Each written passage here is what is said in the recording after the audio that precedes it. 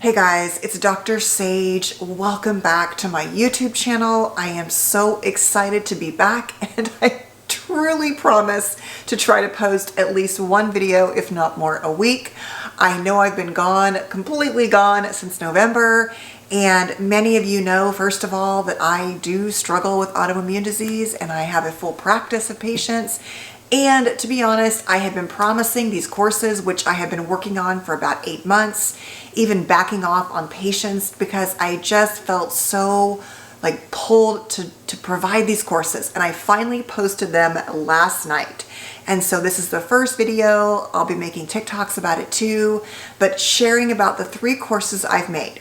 The first course is a free course on identifying childhood emotional abuse and neglect with examples, and it talks a bit about how trauma affects the brain and the profound impact of neglect, which actually is about what parents or providers don't do. And I'm going to go more into that here on this channel. And really, truly, more people struggle with neglect than any other form of child abuse, according to a few of the resource studies I found.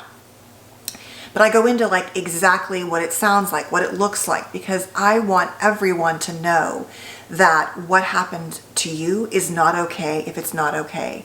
And if you're a parent and trying to, to decide, should I do this or that? I, of course, can't tell you how to parent, but I can tell you what over time collects in a pattern of abuse and wound.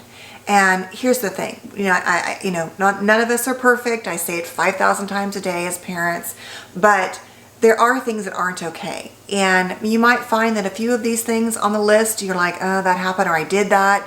Doesn't mean you're an abuser, but it does mean that the more of these things that happen, the more patterns, it doesn't mean your parent's an abuser because they did one thing one time necessarily. We all, lose it and have bad moments, but we're looking for patterns. And so I hope you will find that series helpful. I think there's about 26 lessons in that video, and it also comes with a mini journal with some prompts and a free guided meditation just to help you kind of get connected to your body. The next 2 are called Remothered. It's really about transforming the wounded child inside of you into a more healthy, loving, engaged, and sort of holding, protective mother, because I really do believe that the internal voice of toxic shame that kind of comes at that inner child that says, you're not good enough, you can't do that. I believe a lot of that comes from how we internalize our childhood experiences and our parents, society, the world. It doesn't necessarily mean you had a very bad, parent if you need remothering, but it might mean that there are some places where you need healing, all the way up to those of us who have really complicated relationships with our own real mothers and have that mothering voice inside that really is just always that critic, that, that place of fear, the way we can neglect ourselves in terms of taking care of our bodies and minds. And so there's a 3-part protocol I developed from reading so many books on borderline parents, narcissistic parents, immature parents, you name it, healing the mother within, the child within, mother hunger, mothers who can't love, all of that. And so that's kind of where we go in that course. And I'm so excited. That course has a lot of sort of always the background of, complex trauma, attachment, and polyvagal theory, and then goes into some actionable steps. And there's like a 30-page workbook. And I also screen record the workbook after all the videos, walking you through all of the exercises. And there are about, I want to say 5 to 7 guided meditations on soothing yourself, on integrating your wounded child into your adult motherly loving self. It's the whole goal is to shift the paradigm inside and become the mother that you always needed, because it's just going to be you the rest of your life for the most part. No matter how much people love us, it's really incumbent upon us to engage with ourselves in a loving way. So that is that course. And then the really big course is really about having borderline and or narcissistic parents and how to understand, heal, and deal with that trauma, because I do believe it's a trauma. And there are, I think the way Thinkific, sees it, 79 lessons. I know it's a huge course, but it's really about helping you understand everything in depth around attachment, polyvagal theory, as I always say, and really your nervous system, how your body responds and how that gets wired, to complex trauma and attachment and caregiving patterns. Some of the things you may have already seen on my YouTube channel, but really in a whole really lot more depth and really focused plan. And then we go into what is narcissism, what is borderline, what are the types, what does it look like in parents? There are assessments. There's an ACE assessment on your childhood experiences that we often see as trauma, and then a whole video on that. Inner child healing, inner child videos, exercises on everything from enmeshment, compulsive caregiving, grieving, anger, how to deal with the symptoms of complex trauma, and it's so much. And how all that really always kind of goes back to having parents who struggle in some regard. And then I also do a screen record of the workbook. It's broken up into so many sections. There is a 100-page workbook, and it was so big, the file, I had to put it in 4 different sections of the workbook. And then I go through, like I'm saying, all of the exercises with you. And we just go into how to do no contact, how to set up boundaries, where to make boundaries if you decide to do them, your health boundaries. Are you going to visit this parent if you decide to go gray rock or, surface relationship? Are you going to have holiday visits? And what are those going to look like? Birthdays, like everything, your kids, everything you can think of, hopefully.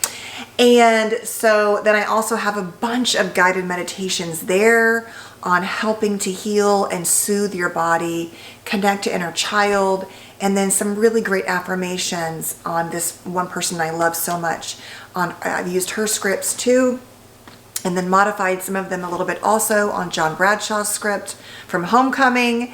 It's packed. And lastly, this is the whole thing that I'm not sure how it's going to totally work, because I have not been on Facebook for like 10, 15 years because I hate Facebook because it makes me feel bad about myself.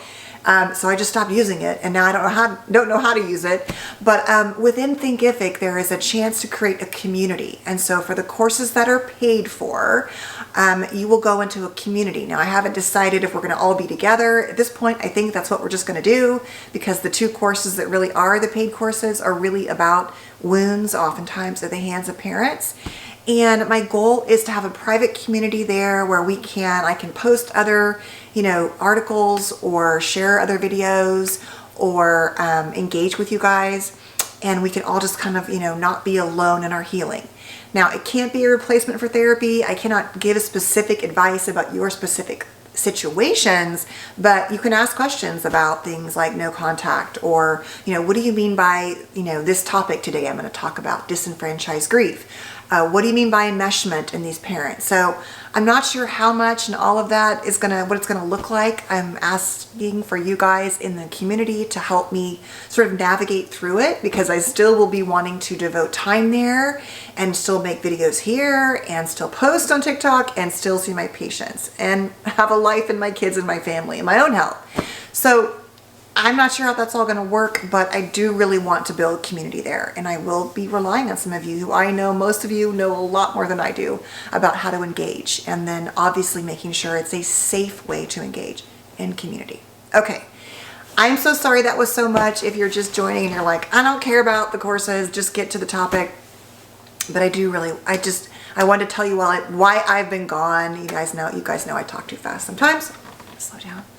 I wanted to tell you why I've been gone, and that I'm gonna plan to be back at least once a week here on YouTube. So, welcome. All right, let's talk about this topic of disenfranchised grief. I came across this in all of the research I was doing and all of the books I was reading, and I thought, wow, this word, it's often called complicated grief, or disallowed grief, hidden grief, secret grief. Nothing explains the grief, I think, and the sort of shame we can feel when we are holding stories inside about pain and loss and wound around topics like having a borderline mother or a narcissistic mother. And by the way, in my borderline course, I do share a bit about my personal story, more than I ever have before. And I would lovingly ask you, if you join that part of the course, to please keep that, to your heart in a way that I really wanted to be vulnerable, but it was really scary, and I kept wanting to delete that part. I kept wanting to say, you know what, they don't need to know about this because it's personal, and because I've been trained as a psychologist not to share much about my personal life. Most of my patients know I'm a single mom, I have 4 kids, things like that. They really don't know anything about that story, and I'm gonna try to keep that story for as long as I can protected to protect my kids.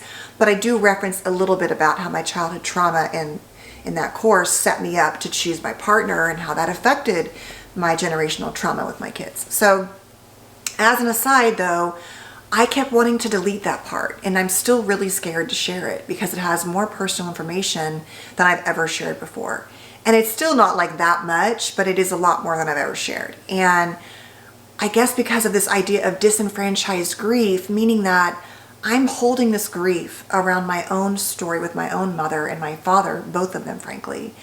And it's not something that people really, want to talk about, want to hear about.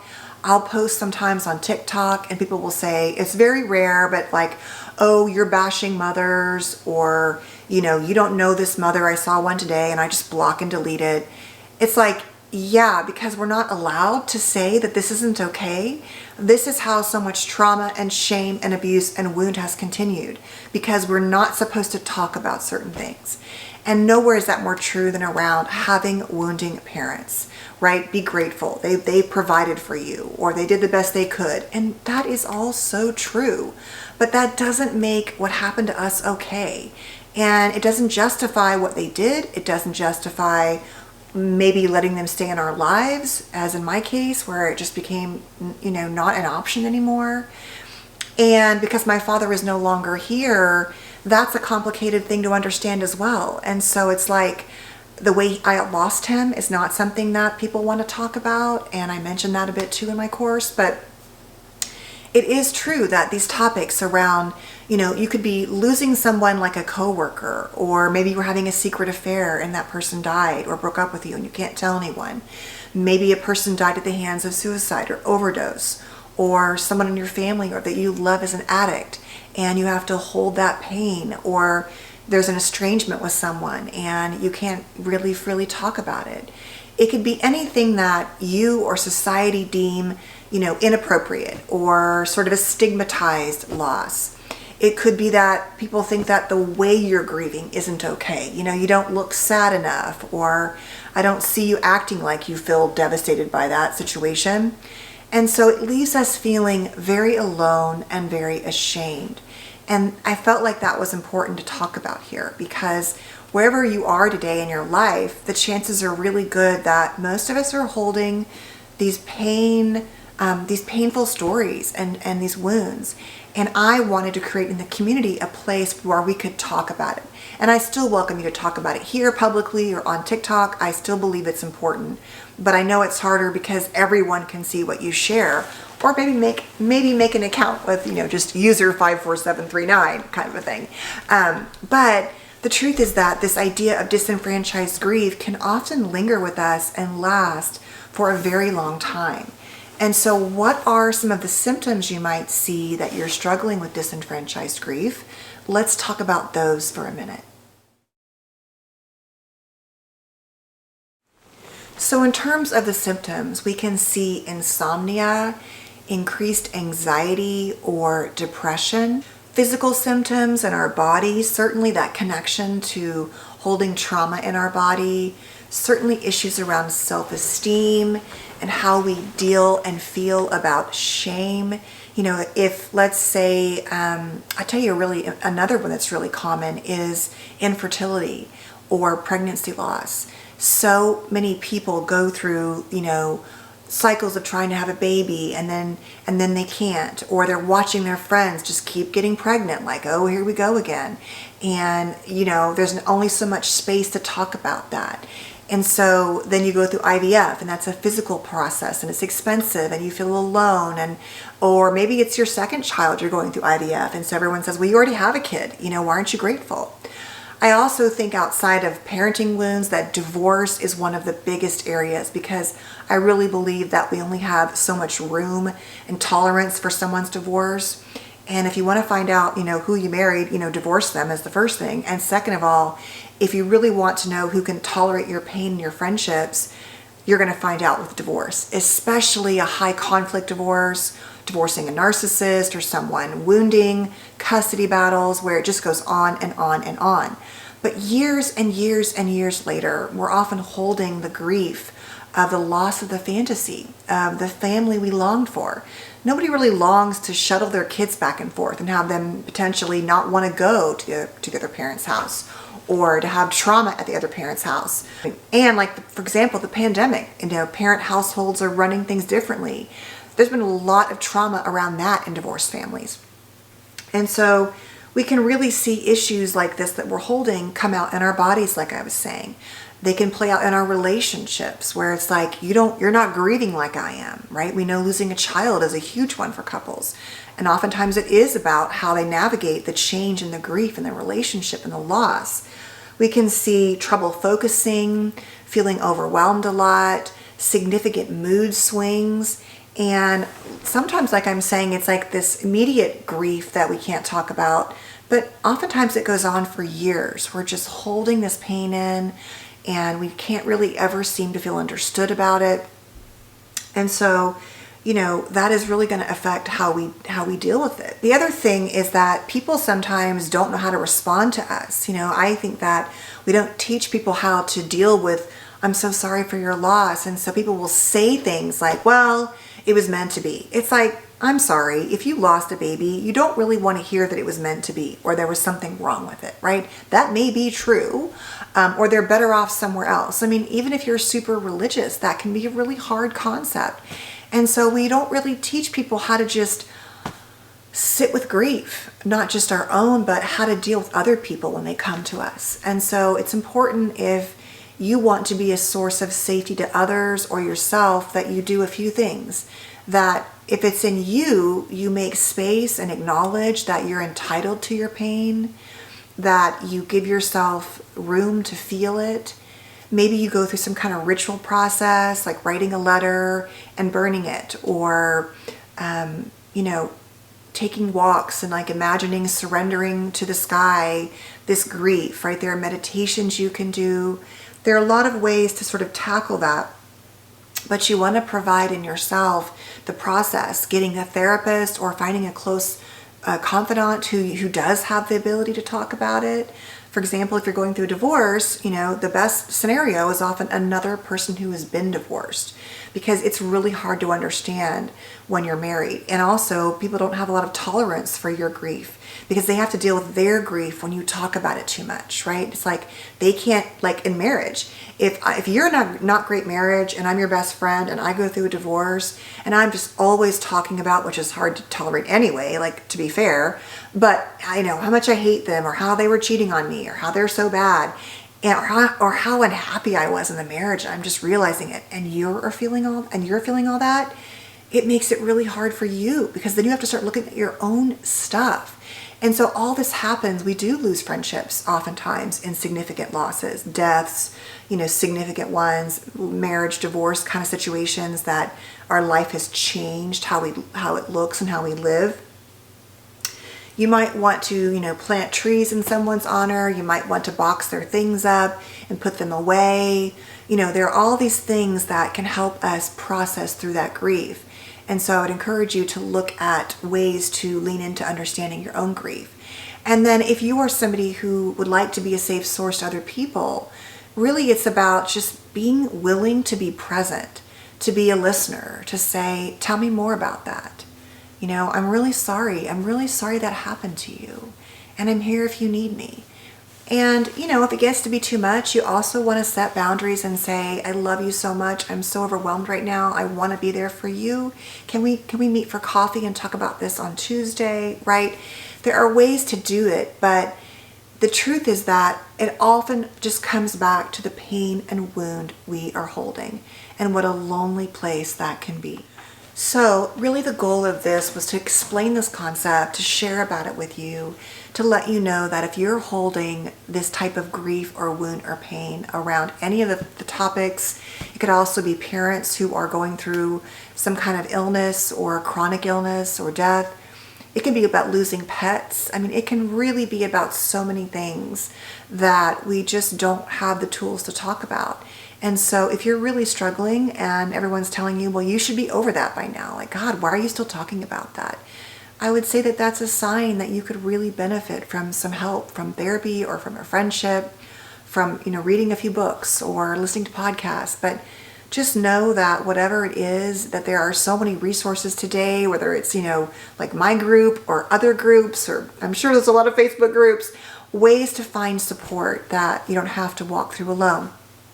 I will say this though, as somebody who very early on in my 20s went through a support group, that sometimes if the support groups aren't led well, you can end up the first few times like feeling really good, like you said your story and everyone gets it, but then all you do is rehash the pain in the wound. And there's a place for that, but there should be some movement. And so wherever you're seeking support through, group therapy or online or even with your own therapist, like there's a limit and it's up to you. But at some point you're going to want to need help or encouragement or be led sort of how to move through it and sort of where to go with your grief, because it's really easy to spend a lifetime in grief. And I also think that there are some things we just don't really get over.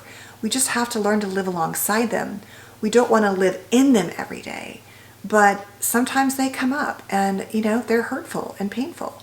And we just want to really work on, and that is really my passion too, is acknowledging all of this stuff we don't talk about, and then really helping you understand how profoundly important it is to develop the tools to understand that trauma does live in your body, that your nervous system does get sort of conditioned over time based on your childhood to respond certain ways, and that you have to do something to change it. And that really kind of goes back to that protocol of remothering. I really believe that it's about acknowledging it and changing the voice and becoming the internalized mother, and then becoming clear on what you need to do for yourself, or at least try to do to try to heal. So anyway, this was a longer video than I planned. I'm so happy to be back. God, I'm talking so fast, I'm like stuttering. But I'm so glad you guys are here, and I can't wait to share more stuff with you. Please feel free to follow me on TikTok and here on YouTube. Check out the courses at a minimum. Please, please, please consider the free course. Please, because I think it will open your eyes and validate you also.